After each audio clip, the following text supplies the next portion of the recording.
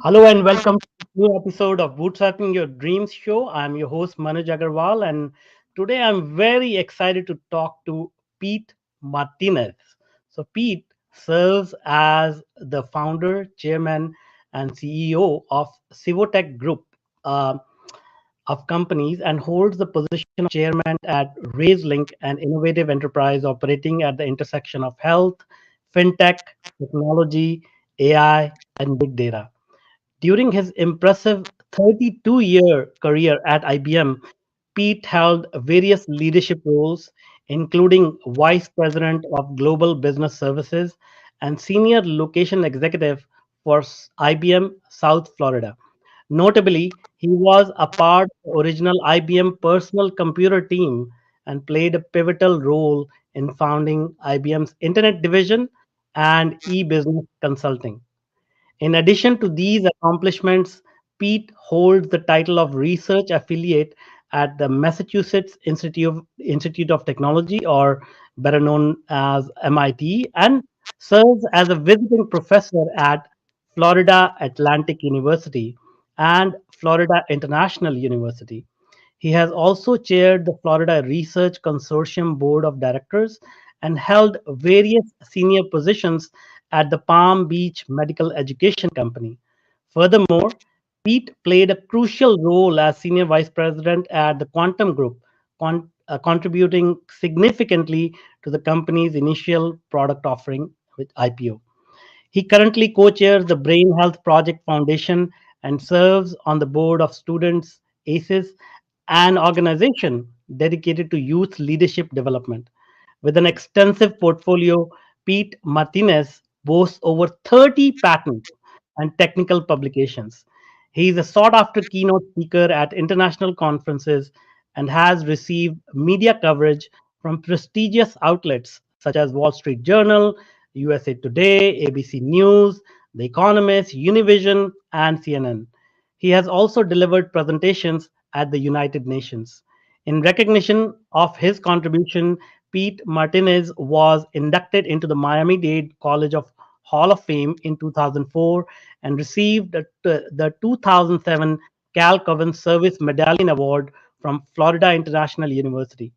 Furthermore, the mayor of Boca Raton, Florida, proclaimed Pete June 22nd, 2007, as Pete Martinez Day in his honor. Wow. Welcome, Pete. I'm so excited to have you. Oh, glad to be here, my friend. This is going to be a fascinating conversation. Yeah, absolutely. So, I mean, you've accomplished so much in your life, but I will like to start the conversation by learning more about your story. Tell us about your younger days. How did you grow up? How did you get to this point in your career? Actually, I was very fortunate. I came over to the United States when I was 7 from Cuba. So that being an immigrant gave me tremendous edge, primarily because I understood the value of what America can offer. So the key principles were if you study hard and work hard, you're going to succeed in this country. I was very fortunate to have parents with tremendous drive, education, and family values. So they taught me a very important lesson, which was never take a penny that you have not earned, drive hard, study hard, and everything else falls into place. So that was my formative years. I pushed myself really, really hard. I wanted to impress my parents. They were very grateful to them. So I wound up studying electrical engineering and following my father's footsteps, not because he did it, but because it was the hardest thing that I could think of. Hmm. I was a little bit good at math, but I had no idea how tough this thing was going to be. So I studied electrical engineering at the University of Miami, and then the career started from there. Wow.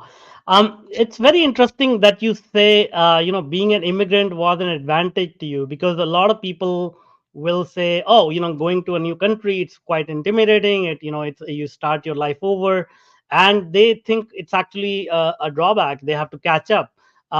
So how has that sort of mental reference point helped you? I mean, it seems like you seem to think differently, and in addition, you said that was the hardest thing I can think of, because most people look for the easiest thing that they can get into.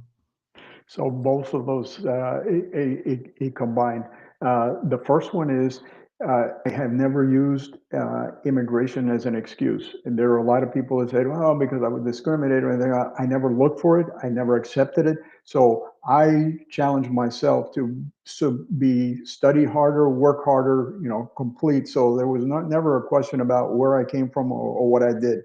But second, the influence, which was very, very key, which is while a lot of people were complacent in their ways, I've always found that innovation sleeps, it lives right at the edge of your comfort zone. So being able to push myself continuously was very, very key. Hmm. I've always, and this is a personal trait, and I don't recommend it to anybody, but I always try to push for the hardest thing that I could possibly do, whether it be career, family, sports, you name it. I push myself really, really hard. And I think that gets the best out of me always. So I Yeah. never want to leave anything on the table or leave anything on the field. I try to get it all. Yeah, yeah, you're really squeezing every last drop of life out of life.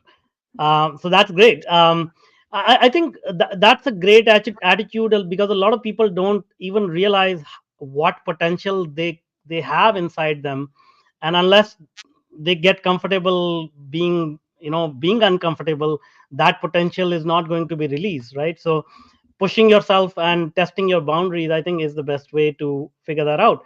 Now, one thing I noticed in your introduction was that you were part of the original IBM PC team. So tell us a little bit about that. That's a world changing activity you were a part of. I mean, not many people can say that about themselves. It was amazing. This was, I joined IBM in 1975, and there was no such thing as a personal computer. Actually, I was working doing CPU design, hardware design on mini computers, which is something that doesn't exist now. And as we evolved the technologies, the whole concept of a potential personal computer as an experiment that IBM would have, maybe get into the home market, it was an experiment. It was a sandbox exercise to see if there was an appetite and what we could put together. And the concept was, can we put together a system primarily based off of off the shelf components, which was new to IBM? Can we put it together using industry software, which was new to IBM, put it in through a marketing channel, which back then was Sears and CompuServe, so it was all completely new. We never saw the whole big picture all, so we were in engineering heads down and developing. But you think about it, the total forecast for the whole life of the program, whatever it was, 3 to 5 years worldwide, was 126,000 units. That was Wow. it. We Mm. missed by that much. So Mhm. when we were going through it, one, there was a tremendous sense of enthusiasm because we knew we were doing something different. We didn't know how good it was going to be or how bad it was going to be, but we were risking our careers in it. But the level of spirit, like we're taking on the world, like this is the challenge. We're going to prove everybody right and go through it. So it was an incredibly fascinating time. And when you go through that as one of the first projects that you ever work on your career, you go, oh my God, now what? What happens next? Mhm. Yeah, yeah, yeah. What happened next is, we were, kind of the epicenter for innovation at IBM for a long period of time. So we had servers, we had ThinkPads, we had laptops, we had tablets, we had speech recognition, we had the first smartphone was developed here in Boca, and so it was just continuous innovation. So it was a candy store of innovation and technology. Nice. I'm glad, that I get to talk to somebody who was there at the beginning of this PC revolution. I feel so honored. So now, let's talk about, as you said, like what's next, because I think you have a very unique vantage point sitting at the top of this technology giant IBM, working on global projects, global innovations. How have you seen the world change over the last 30, 35 years? Obviously, Yeah. we are growing at an exponential rate, but I'm sure you have witnessed some other things that are not easily visible to a lot of people, like attitude of people towards technology, or whatever. I mean, what are your key takeaways from the last 30, 35 years of innovation that has happened in this world? Well, the next big thing that happened after the personal computer and that whole revolution was the internet. Hmm. Before the internet was actually called the internet, it was ARPANET, right? Connecting X number of universities. Yeah. We got a group together to actually develop and form IBM's Internet division. It Mm. was a combination of technology and services. So think about it. We had the equivalent of Yahoo running in the laboratory in 1993. Wow. We had personalized clipping service, news clipping services running at about the same time. So one of the things that was very, very key is the transformation of the internet from an academic exercise into commercial exercise. So this was the whole foundation of e-business, e-commerce, e-content, and being one of the founders in the internet division for IBM was absolutely unheard of because, again, here we go. I have no idea what's going to happen here. But if you think about it, if it were not for the personal computer, the internet would have never happened. Yeah, yeah, yeah. What would you connect? So, Exactly, exactly. so it's step and it's evolutionary. And then when we see the whole internet phenomenon pick up speed, then you go, oh my God, I mean, really has legs. So the web hosting and the e-commerce and the transaction business and such. But there's something very, very interesting that happened when I was working on some of the internet projects, and this was, heavy duty stuff. I came to the realization that some of these things could actually have value for our clients. So I went to the head of IBM Consulting at the time and I said, this internet thing definitely has a future. What if we could actually help our clients and make some money for the business as well? So he Mm-hmm. says, I'm not sure what you're talking about, but I tell you what, I'll cover you for 3 months, develop a methodology, get yourself a set of clients, and let's see what happens. Well, that eventually become e-business consulting, and then the whole strategy, consulting strategy arm of IBM, which now has somewhere around 66,000 consultants. So Wow. again, another ground floor exercise that just very fortunate. But some people say, well, you stepped into the right condition. No, you got to have your eyes wide, wide open. Yeah, Yeah, yeah, yeah. because so many things fly by, and unless you have the interest, the motivation, the curiosity, that will just go right by you. Absolutely. That is going to be my next question. Actually, a lot of people have ideas, and when you are about to do something so big, like so innovative, obviously, you are going to be talking about things that don't exist, and it's the first step. The first hurdle is getting other people to buy into your idea, right? Like, so how were Right. you able to do that time and time again with such groundbreaking ideas? Because you have to get people on board, otherwise nothing is actually going to materialize, right? You have to create a great vision so people can see themselves in the vision, they can see a greater good for humanity happening. Second, you got to be one heck of a salesperson, and third, you got to be able to accept rejection left and right, because the Yeah, number of times somebody's going to say you're out of your mind, no, you're not going to get the money, no, stop, this is stupid, move on. So I think it's the combination of the three, tremendous, tremendous self-determination that drives you. Second, the ability to convey the story. And third, put up with rejection because, yeah, it's there. yeah, yeah, yeah. Yeah, I think those all things, if you can conquer, you become a different human being. But that's where the difficulty lies, right? Like, that's the discomfort that people don't want to get into. But let's talk about yet another sort of chapter in your life. So you went from IBM, which is like this giant corporation, with such impactful technologies, inventions. Now you are entrepreneur. You are running your own companies, and you are working with other entrepreneurs. So tell us a little bit about that transition, and also, I'll ask a follow-up question. But yeah, how are those worlds different? Like how has that changed your life? Well, I'll explain first why I left IBM when I did. Yeah, yeah, The last project that I led for IBM was a project called Project Checkmate. This was in 2005.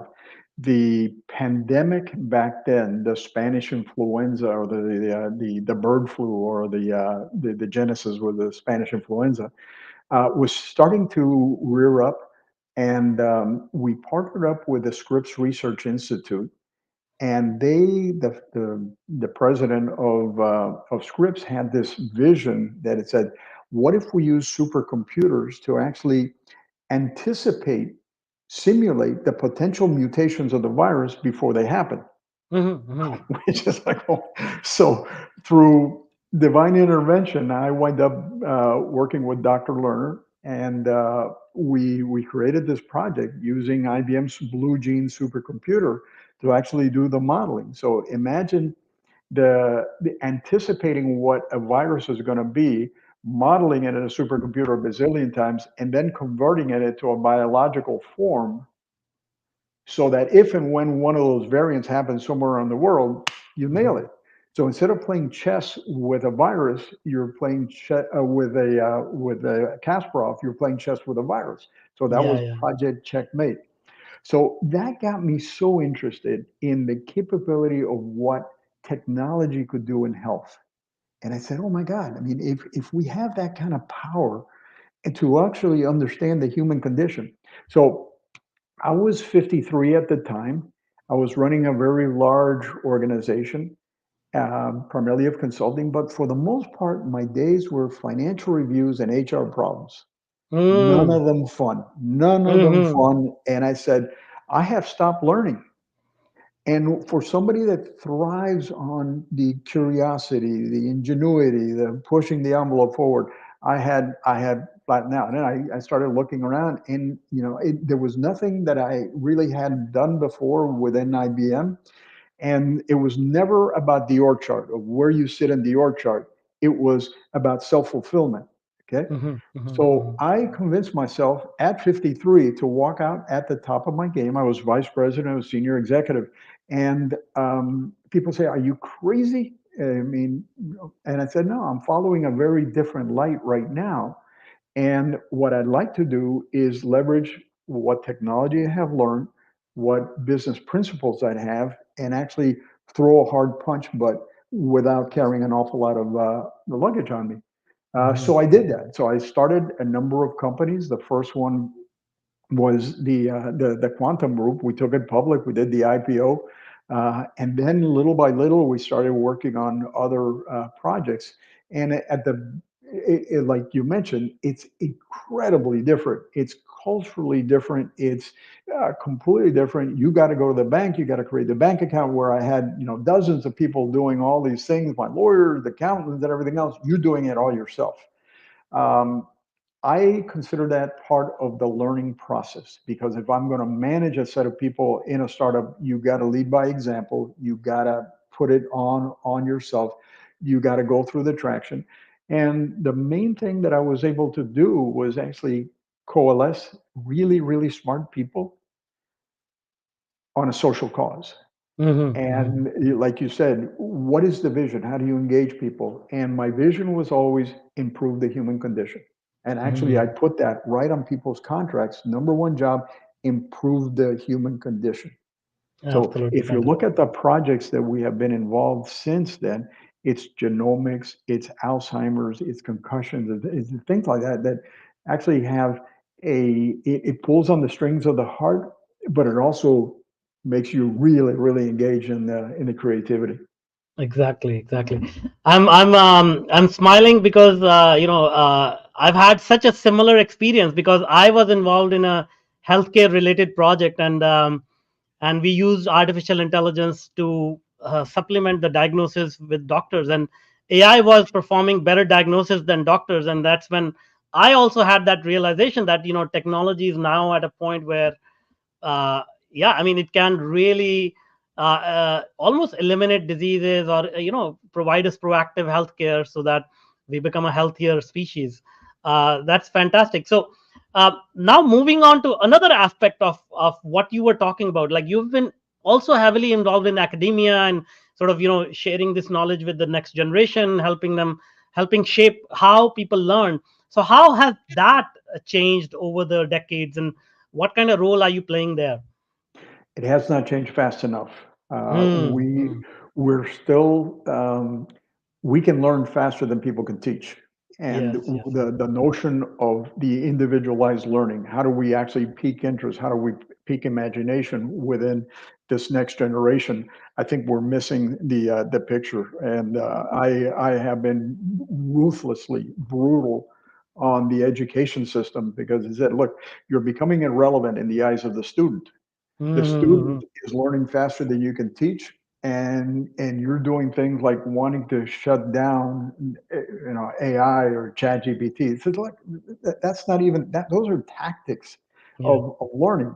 What is your fundamental transformation of education that you're actually creating a smarter human being through augmented intelligence, not Mhm, mhm. replacing intelligence, augmenting intelligence. So there's a level of education that you got to provide to the education system, Yes, yes, yes, but yes. I have been very, very engaged with it at all levels, elementary through college, and yeah, even the development of a medical school program. Because you look at the two industries that are really stuck in a time warp: healthcare and education. And if you Mhm. consider the two that are most valuable to the human condition, those Yeah, are it. So yeah, yeah, yeah, I'm being brutal on both of them in the positive way, yeah, but yeah. here's where we got to throw a hard punch and innovate. So tell us a little bit, if you can paint a little bit of a picture of your vision. What does education look like in the next maybe decade or so? And what does healthcare look like according to you, if Uh, your vision comes true? When your uh, vision comes true? I love it. The first is education. If you think of the reason that we have the education, the uniformity of education, it goes back to the British colonial system that they want a uniform set of standards for education, for currency, for everything else. Well, they didn't have the technology, they didn't have the communication capabilities that we have now. So the whole notion that a common denominator, I think that has to go out very, very quickly. And just like we're all individuals and we can learn, I think the biggest challenge for most students is being engaged, being learning, being challenged, and we're not doing that. Mhm. So to the degree that we can start personalizing the education and challenging, getting ahead of the student versus trying to pull the student, actually the student should be leading us, and Mhm, mhm. they should see their innovation happen before their eyes in the usage of the technology or the way they construct robots or AI or artificial whatever. I think the main thing. Look, I studied engineering because I wanted to be an astronaut. I had to have that picture in front of me somewhere, and that's actually what got me through the studying the science and the engineering and everything else, because that was a Mhm. path. By the way, Yeah. I wanted to be an astronaut because back then I grew up in the era of John Glenn and Scott Carpenter and such. But, but I got on a carousel ride when I was 10 years old, started spinning around. Mhm, Half of my body was outside of my body. So at 10 mhm. years old, I said, well, I can't be an astronaut now. What? So I I went with engineering. All right. So in education, absolutely, it's got to be personalized and it's got to be very, very challenging and move forward. And the student has to see themselves in the evolution of education.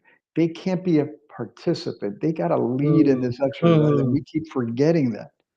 In the mm, healthcare, it's fascinating because now we're finally going to start understanding how the body works. Right now, we have no idea. We were treating the symptoms and some of the abnormalities, but I think there are four fundamental axes to how a body works.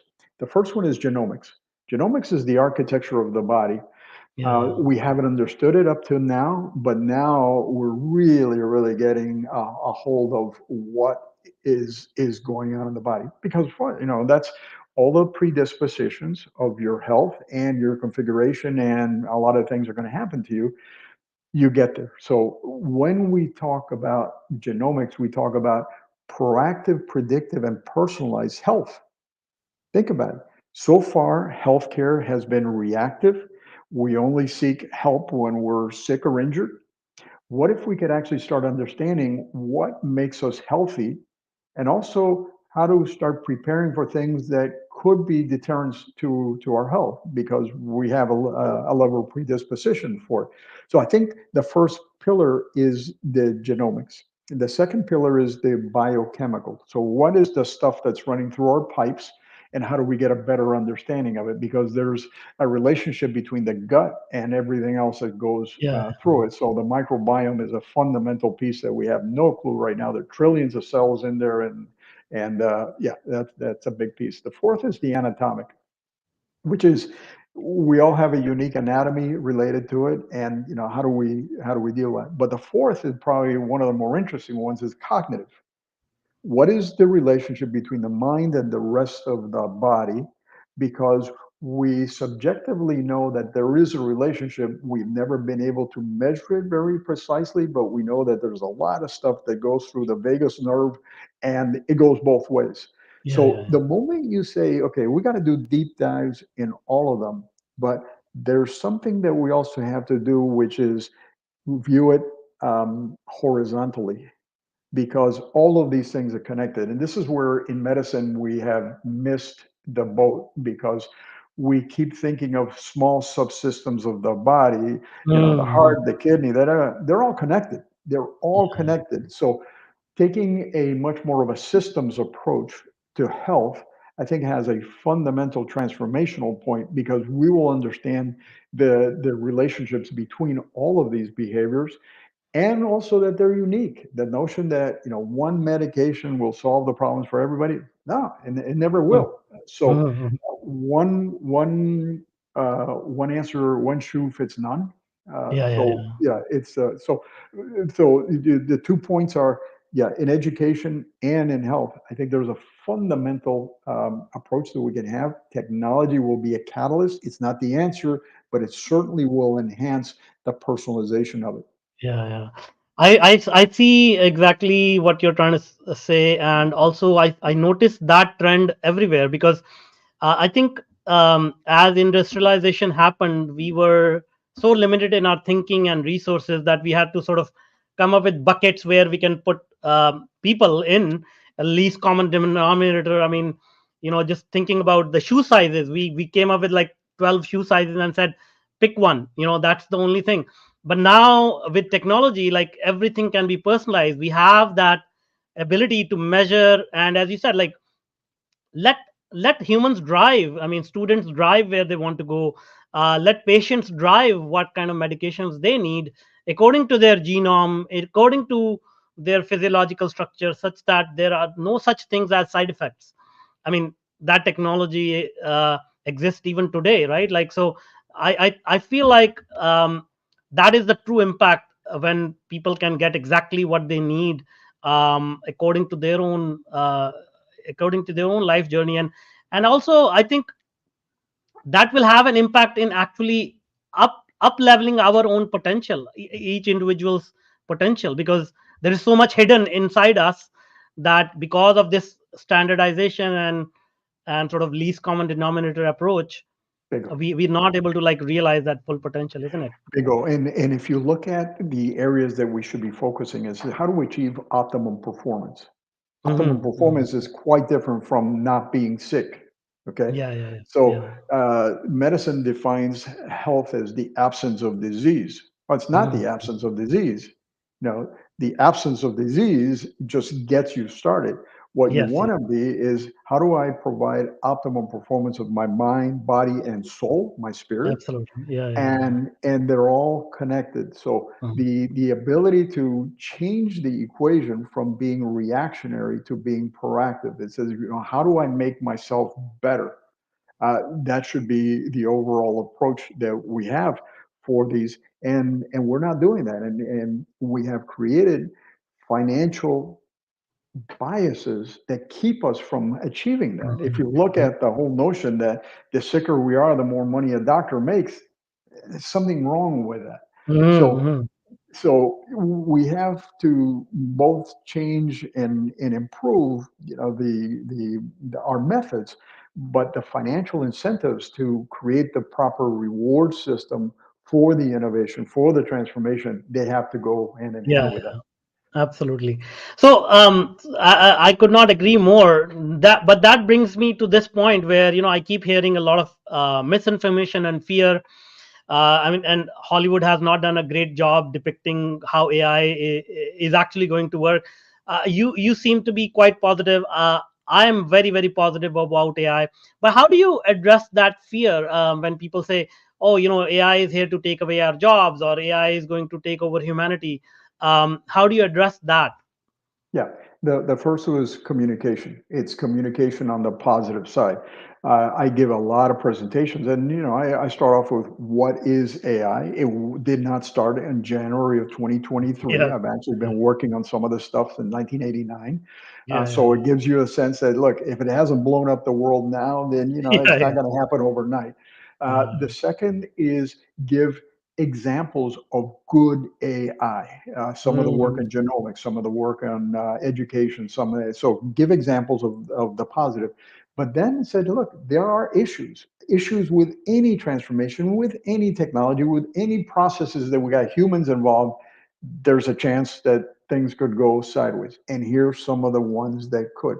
So Mhm. um, I usually put the emphasis on the chat GPT or the generative AI things that started about a year ago now. They were an example of a capability that we're going to have sometime soon, but that's not the end all.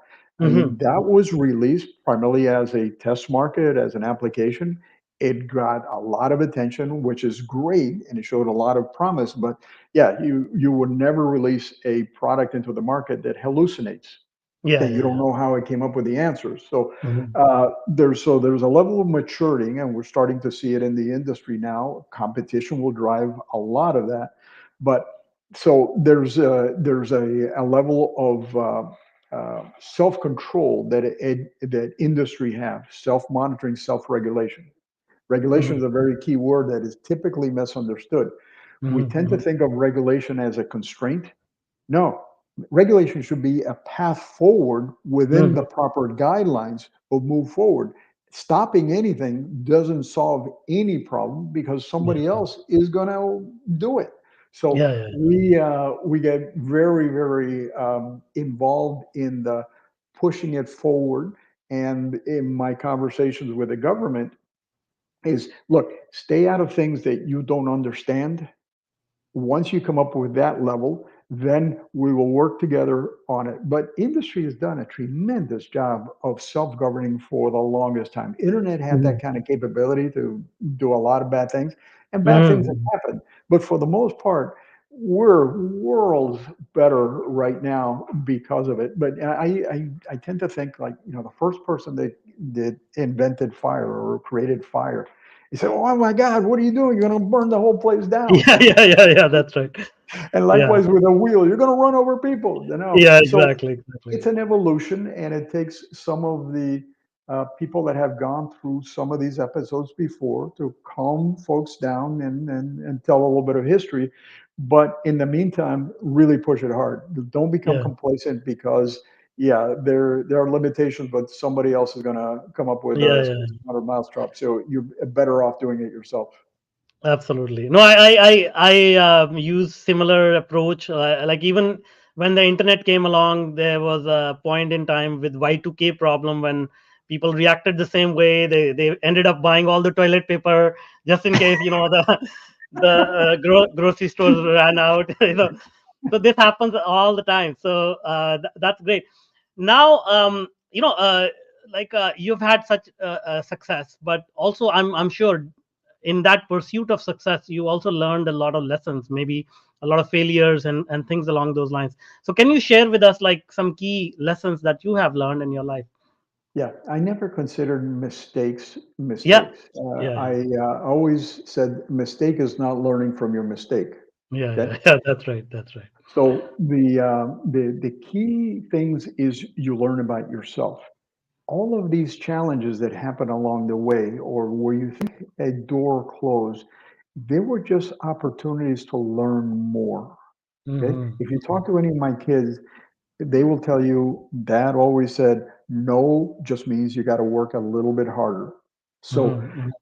you develop a resiliency, you develop a very, very strong determination, you develop a very strong innovation, and you develop a very strong character related to moving forward. Now, that's me. I don't recommend that to anybody. Everybody's got their own definition of success. I define success as when your dreams meet your realities. Mm-hmm. Okay? It's a very, very personalized thing. I never measure myself against anybody. I am the toughest competitor against myself.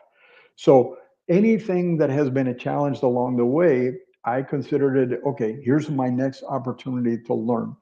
Because if it hadn't failed or it had not or it had worked the first time, I would have not learned anything. Mm-hmm. It Mm-hmm. means I didn't push it hard enough. So Yeah, the opportunity to really push it hard until something breaks, I mean, that's fundamental engineering. You look for mm-hmm. the stress point on anything that you develop. You push it hard, really forward, and that's when you learn what the breaking points are for Yeah. it or yourself. Yeah, yeah. But that's great. I think we have come full circle in this conversation. We started with the same notion of look for hard things to do and push yourself and things happen. So thank you so much. This has been such a entertaining, educational, inspirational conversation, and I hope to have There, many more of these with you. yeah, there are a couple of points here that I loved about the preparation for this conversation because it made me do some soul search on it. So what are the things that actually drive me? And the first is one, yeah, the determination, the thing, the thirst for knowledge and the creativity. But I always want to do it with a level of integrity Mm. that will not be compromised in me. And the ability to actually push yourself forward, but without compromising yourself, is very, very key. Yeah, yeah, The fourth is um, improve the human condition. Improve the yes. human condition. There's so many things that we can do in our daily lives to improve the lives of others. I've been very blessed to do it, be able to do it through technology, but think of three projects that I did along the way. The first one, my first artificial intelligence application back in 1989 was age progression, facial progression of missing children, kids that Mm. had been either abducted or had gone missing for whatever Oh my reason. God. So we Mm-hmm. were using AI, image processing and AI, to age progress the pictures of kids that have been missing for Mm-hmm. 5 years. So we worked with Mm-hmm. the FBI and the Center for Missing and Exploited Children and said, "Oh my God, what? Look." And the Yeah. recovery rate went through the roof and said, "Okay, this Wow. is this is important stuff." The Yes, yes. second one is related to the work on the pandemic.